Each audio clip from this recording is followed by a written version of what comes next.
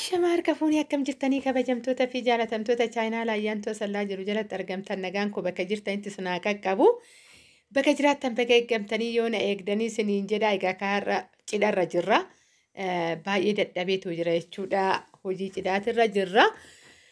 Kanaafuyyuu ciini kun cidha eenyuti kaa walumaan ilaalan siniin jechuu jaaladha. Mushurroonni kun as jiranii maatii wajjiniin ta'aniitu siniin jedha. Viidiyoo kana laayik sheer gochuu hin dagatinaadha.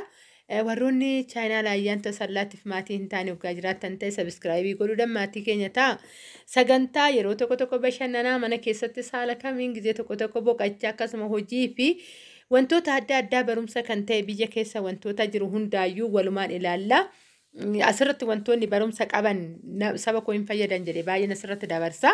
Egaa kaarraa isa kana baay'ee sin gaafachuuf osoo hin ta'in aadaa keenyan isinitti himuu dadhuufi kaarra cidharra jirra. Akkuma argitan biddeen irraa jalqabne cidharra jirra siniin jedheetoo jira. Ciini kun cidha eenyutti isinitti hima kadhumar erguu hin deemina obsaan dhaggeeffadhaan isiniin jedha.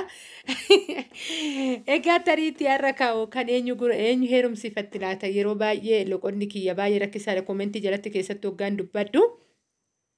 Yeroo tokko waa'ee eessumaa obboleessa abbaa kootii jedhe dubbadhetti. Nama dhibaa jedhee namni naa barreesse jira. Afaan maalii dubbattaa nama dhibaa. Abbeeraa jedhama malee kan maal jedhama malee naan jedhan jecha lama naa barreessanii. Kanaafuu loqonni kiyya akka isin hin rakkisne isiniin jechuun jaaladha. Maaliif waa'ee eessumaa gizeen dubbadhe ani dhugaa dubbachuuf akka keenyatti eessuma jedhama. Kan haadhatillee kan abbaatillee jechuudha.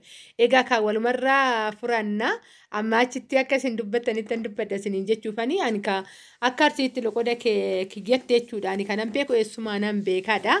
Amma kanaafuyyuu wantan dubbaddu akka loqonni koo isin hin rakkisne isiniin jechuufani. Cidha gubbaarra jirra. Cidha kun haala kanaan ganama halkan hojjechaa bullee guyyaas kun hojjechaa burree asitti harmeewwan keenya asitti walitti qabamaniitu hojjechaa jiru taphachaa kolfaa goommana asitti sanattaqaatoo jiruun isiniin jechuu jaaladha. Kun walitti iyyaa jira. Achitti kan waxii maammafamutu jira. Bakka lamatti jira tokko filafiitii keessan jira fuuldura keessanii. Dugda duuba kara isaan laalan kanallee jira jechuudha. Kanaafuyyuu akkatti namatti tolan laala. Egaa dhugaa aadaan keenya wanta adda ta'e keessa akka qabeenya keetiitti akka si fakkaatuun sabni kee si fakkaatee si hojjeta jechuudha. Dhugaa dubbachuu waan na gammachiisu keessa raatti taanan ammallee saba keenya keessatti rabbi dhugaa nu haa jiraachisu. Ofiinan boona dhugaa. Maaliif hoggaa jettan bakka of fakkaannee jiraanna waan nama gammachiisu keessa argaa asitti taa'amee. Bakka kanatti namni walitti gaheettidha jechuudha. Kun achitti waxii kokorsaa jira. Dugda duuba kara isaan fuulan laalaa jiran kanattillee waxiitu hojjetamaa jira. Bakka meeqatti bidda kanarratti jechuudha. Sabni wal fakkaateetu wal gargaaree wal baatee jechuun ni danda'ama. Odoo ibiddi anamaaf na guba mana kootuyyuu hin dandeenye odoo hin jedhin diggisiin hookan wanti ati hojjettu kun kiyya jedhamee itti yaadamee dhugaa ganama jechuudha. Nuti maatiidha kan har'a cidha qaban kuni. Maatiidha hoggaan jedhu kan obboleettii koo fuudhee obboleessa isaatiiyyuu intala heerumsiifata.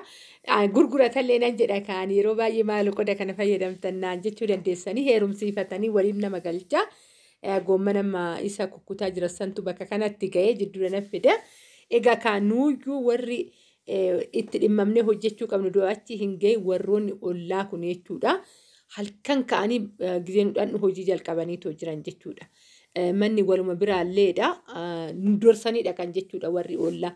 Baay'ee nama ajaa'iba bakka kanatti immoo ruuziin itti nam'eetoo jira. Egaa biiffeen aynata baay'eetu hojjetame jechuudha. Intala durbaallee ishee dhumaatidha. Kan heerumsiifatee obboleessi kan obboleettii too fuudhee abbaan manaa obboleettii xiyyaattii fi kanaan intala heerumsiifate kun obboleewwan jechuudha. Achitti wal geenyee hojiirra turre intala dhumaa waan ta'eef sirriitti diggisanii fi amma achi carraa diggisiin argannu shamarran jedhanii ta'uun oolu.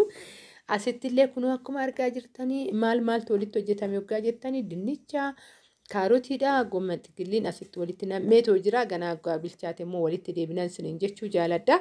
Haala kanaan bakka lamatti hojjetamaa jira. Karasittis hojjetamaa jira. Isinitti argisiisa yaada addaa sammuun keessan isin boqataa fankaa waan biyya keessa jiru waraabee isin gallakkisuun kiyya.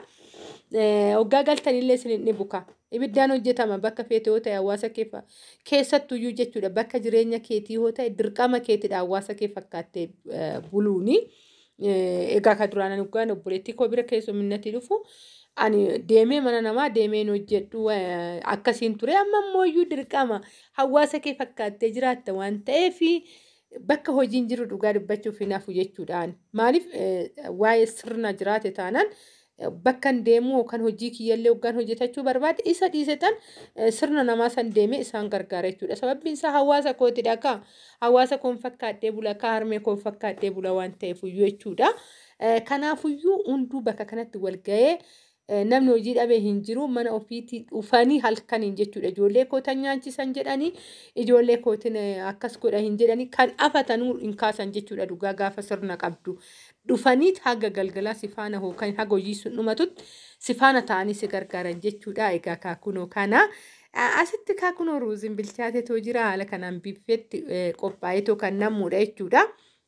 Egaa kaakara biffee deemna ka biffeen akkamiin akka qophaa'ee walumaan ilaalla. Akkana fakkaata kaayii obsumaan nu dhaggeeffadhaayi. Kana fakkaata kaasitti ka qoriin taa'ee jira. Kunooti waa hojjetame sun hunduuyyuu biffeen bakka kana taa'ee jira.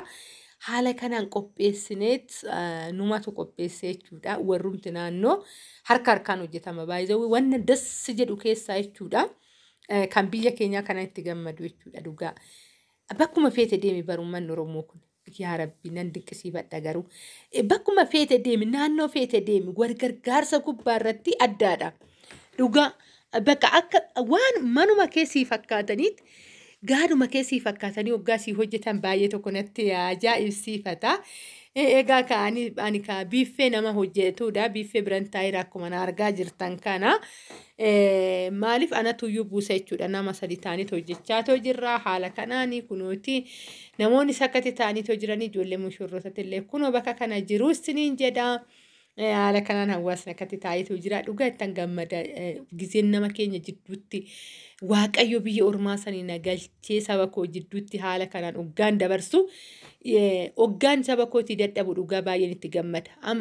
Gammachuu achitti shaaworii seenee kushiinaa isaanii keessa dhaabbadhee dhiqurraa aara keessatti saba koo wajjin hojjedhu kana baay'ee na gammachiisa. Isinoo laata warri viidiyoo kana haga dhumaa dhaggeeffattan garuu jecha kiyya kana isinillee miira isin keessa jiru naa barreessitan jedheen abdii qaba.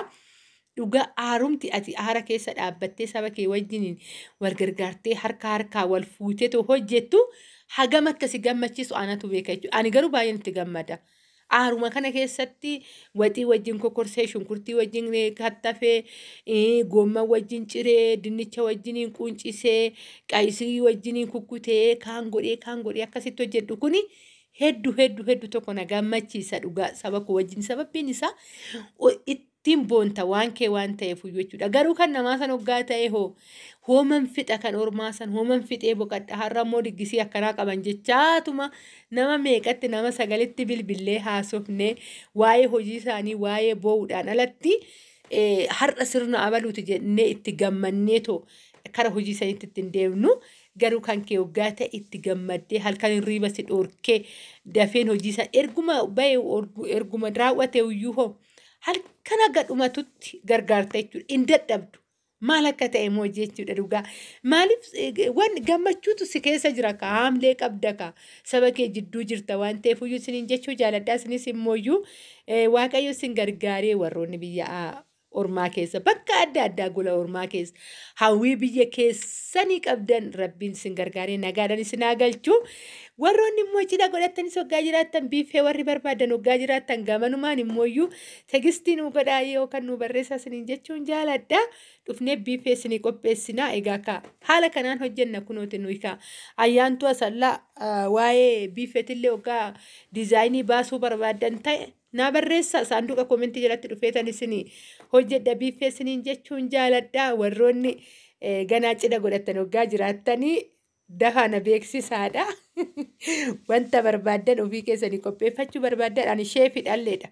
Asumaan naa bara egaa ayyaantu waa tokko bichaa miti kan ishiin ogummaan baattee too deemtu ogummaa baay'eetu ishii bira jira. Ogummaa dhokataa danuu qabdi jechuudha. Ayyaantu asallaa waan xiqqaa miti. Egaa kanaafuyyuu warri cidha diggifachuu barbaadan illee gamanumaan saanduqa komentii jalatti tekstii teechisaayi. Achiin booda dhufee biffee isinii qopheessaa akka barbaadanitti jechuudha. Akka aadaa naannoo keessanitti hundaayyuu ani kompleettidha fuulidha jechuudha. Hojjechuudha fi abshirii bakka jirtanitti qofa bichaa isinumti bichaa heloo jechuudha bilbila kiyyarratti. Achiin booda dhufeen biifeessinii qopheessee bakka addunyaa sagaliin isiniif teechisa jechuudha. Sababbiin isaa bakka geetti fi maaliin laman deebisu jedhamaa mitire bakka ciini keessan cidaadha bittin ittiin jettu.